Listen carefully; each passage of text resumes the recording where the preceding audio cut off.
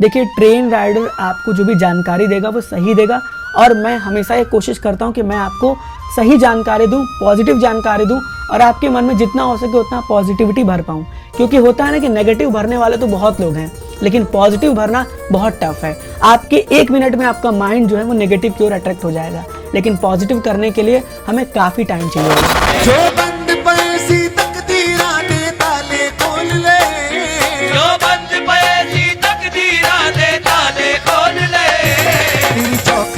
नाले माये हसी मत्थे जोड़ ले, तेरी चौखट दे नल माये हसी मत्थे जोड़ ले। जयकारा मेरी वैष्णो मैया दा बोलो सांचे दरबार की जय।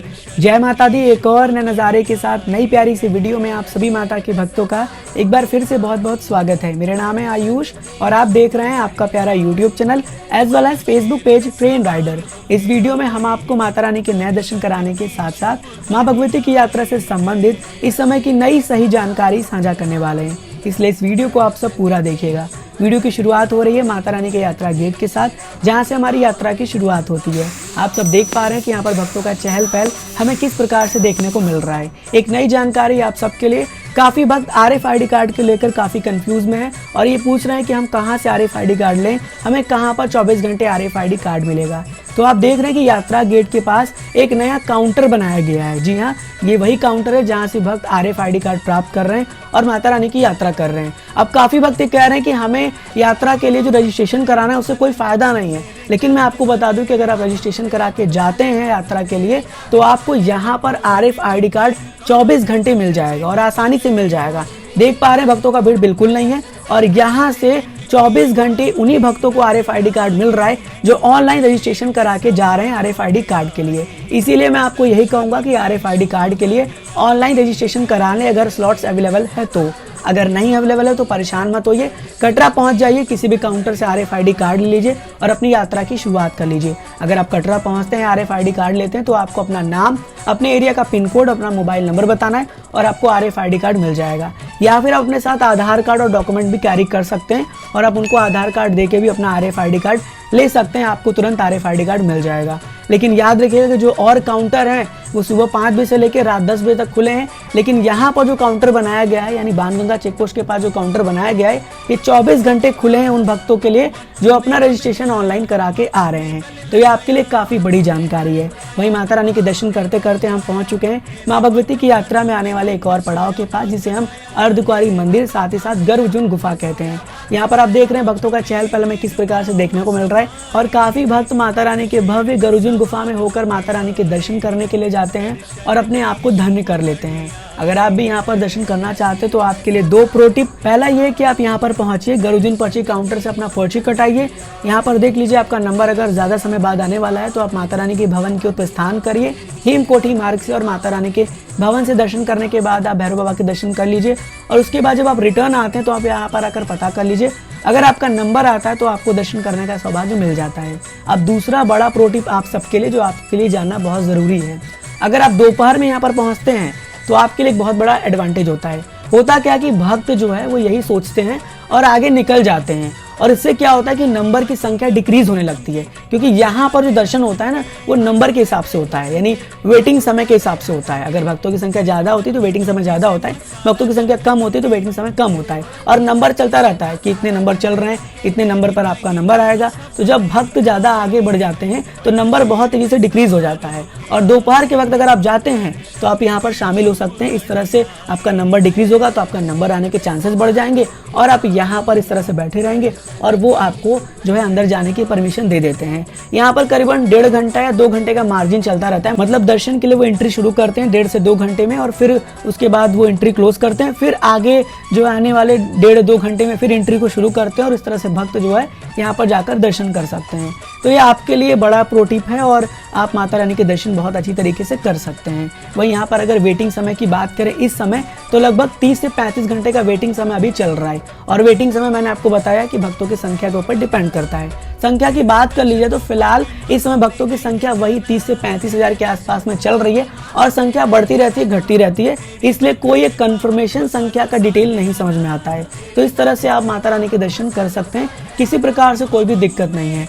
वहीं माँ भगवती के दर्शन करते करते हम आपको लेकर आ चुके हैं माता रानी के सच्चे दरबार में, जिसे माता रानी का भवन कहते हैं। आप सभी माता रानी के भक्त हाथ जोड़कर जगत जननी जगदम्बा माँ वैष्णो देवी जी के भवन के दर्शन करिए और कमेंट बॉक्स में जाकर अपना जयकारा और अपने जाने का डेट जरूर से मेंशन करिएगा कि मैया ने आपको कब बुलाया है। वो कहते हैं ना, मैया का बुलावा आना चाहिए। तो आपका बुलावा कब का आया है, कमेंट के जरिए हम सभी तक की जानकारी जरूर से साझा करिएगा। मौसम की बात करें तो माता रानी के भवन में मौसम की कोई भी जानकारी सही तौर पर शेयर करना किसी के हाथ में नहीं होता है, क्योंकि यहाँ पर मौसम बदलता रहता है, चीज़ें चेंज होती रहती हैं। तो आप ये कर सकते हैं कि आप अपने साथ गर्म कपड़ा जरूर से लेकर जाइए, क्योंकि अभी हमने रिसेंटली माता रानी की यात्रा की थी और हमें दिन के वक्त तो ठंड नहीं लगा, लेकिन जैसे जैसे हम रात में माता रानी के दरबार में रुके थे तो रात जैसे जैसे हो रहा था तो ठंडी ठंडी हवाएं चल रही थी और फिर हमें ठंड लगना शुरू हो गया था। तो इस बात का खास ख्याल रखिएगा कि अपने साथ एक गर्म कपड़ा जरूर से रख लीजिएगा। हालांकि अभी कोई ऐसा अनुभव नहीं है कि बारिश होगा, लेकिन फिर भी अगर आप रेनकोट रख सकते हैं तो और ज़्यादा बेटर रहेगा आपके लिए, जिससे कि आप पूरी तरीके से प्रोटेक्ट रहेंगे अगर बारिश होता है तो। वैसे बारिश होने के कोई चांसेस नहीं है, लेकिन मौसम चंद मिनटों में बदल जाता है, तो गर्म कपड़ा जरूर रख लीजिएगा, क्योंकि आपको ठंड लगेगा। क्योंकि हम अभी यात्रा करके आए थे तो हमने यात्रा का एक्सपीरियंस जो आपसे शेयर भी किया था और आपको बताया भी था। इसलिए अगर आप सभी प्रिकॉशंस के साथ माता रानी की यात्रा करते हैं तो आपकी यात्रा जरूर से सफल होती है। दर्शन की बात कर लीजिए तो जैसा कि मैं आपको अपने हर एक वीडियो में जानकारी शेयर करके बताता हूँ कि आप दर्शन दोपहर के वक्त करिए तो आपको दर्शन बहुत अच्छा होगा और परफेक्ट होगा। हमने भी दोपहर में ही दर्शन किया और मात्र हमें आधे घंटे में दर्शन हो गया। हम कहाँ पर लाइन में लगे, जैसे हम प्राचीन गुफा पार करके आगे बढ़ते हैं और दूसरा सिक्योरिटी चेक पोस्ट होता है, वहां पर से हमें लाइन मिला और हम गुफा में जाकर माता रानी के दर्शन किए और वापस आ गए। आधा घंटा मात्र हमें लगा माता रानी के दर्शन करने में और माता रानी की कृपा से हमें दर्शन बहुत भव्य हुए। आपको पता है इस बार हमें माता रानी के भव्य अटका आरती में शामिल होने का मौका भी मिला, जिसके ऊपर हमने ऑलरेडी वीडियो बना रखा है कि आप कैसे शामिल हो सकते हैं। तो वीडियो को जरूर से देखिएगा और अपना प्यार दीजिएगा, तो उसका लिंक इस वीडियो के डिस्क्रिप्शन बॉक्स में मिल जाएगा।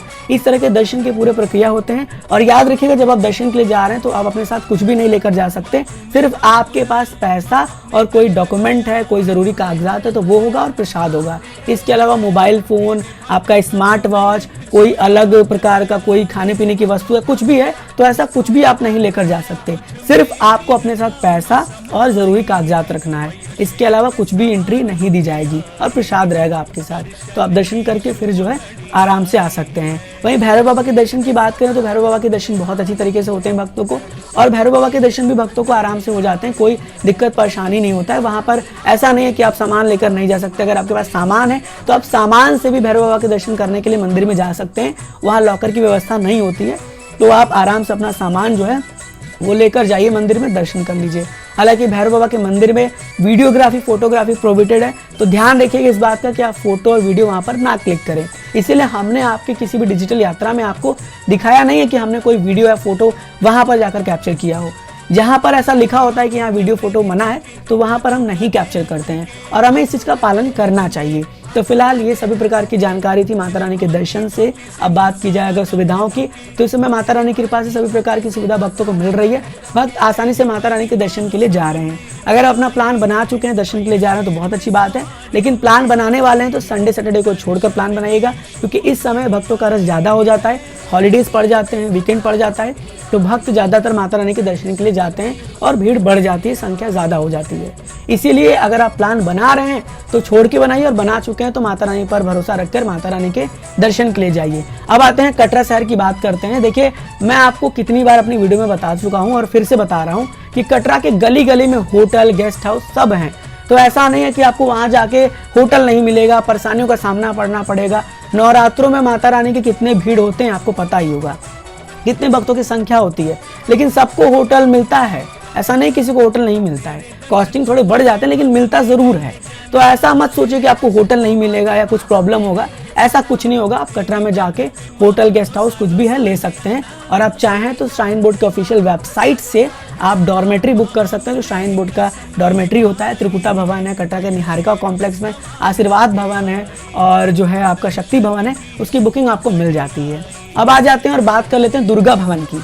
मैंने आपको ऑलरेडी अपने डिजिटल यात्रा में दुर्गा भवन की पूरी जानकारी शेयर की है, एक बार डिजिटल यात्रा को देख लीजिएगा। मैं फिर से यहाँ पर बता दे रहा हूँ, दुर्गा भवन की अभी कोई ऑनलाइन बुकिंग नहीं हो रही है। अगर आप डॉर्मेट्री या बेड चाहते हैं लेना दुर्गा भवन में, तो आप सेम टाइम में पहुँचिए। रूम में रिजर्वेशन काउंटर बनाया गया है दुर्गा भवन में, वहाँ से पता करिए, अवेलेबल होगा तो आपको प्रोवाइड कर देंगे। डॉर्मेट्री का चार्ज 150 रुपये है, वहीं अगर आपने जो है वो नीचे से पता करना है तो कटरा के निहारिका कॉम्प्लेक्स पहुंच जाइए, वहां से पता कर लीजिए, अगर अवेलेबल होगा तो वो दे देंगे।